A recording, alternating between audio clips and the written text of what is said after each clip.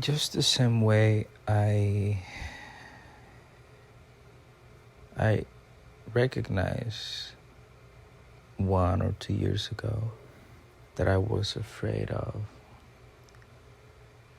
being my own man, right? I had this therapy session, this video call with this therapy, and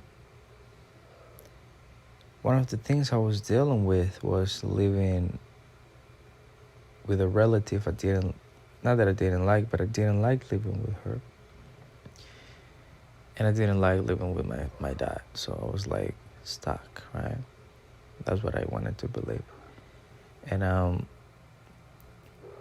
had this therapy session and I was telling all this thing. And at one point she was like, why are you so afraid of growing? And that hit me like a bullet.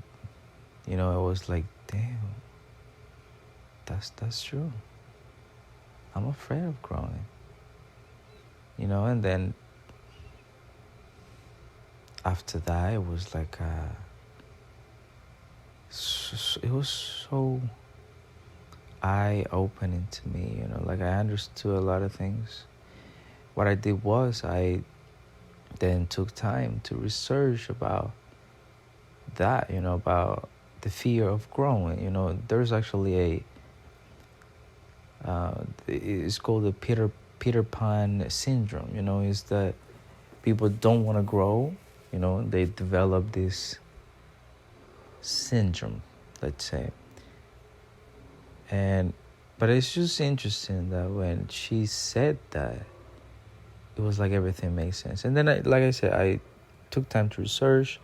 I then took action to get me out of those feelings and out of those situations that I was creating that, right? Like I was creating those feelings of being stuck, feelings of being where I don't want to be. And that changed as soon as I, first of all, understood what's going on, and then I took action out of that place. So what I did was I then worked a lot more, like I worked more hours. And I took like a second job, you know, I took DoorDash more seriously. And then I had 2 jobs. And then I started like looking for a place, you know, by myself. So yeah, that was one of the main things I've worked on lately.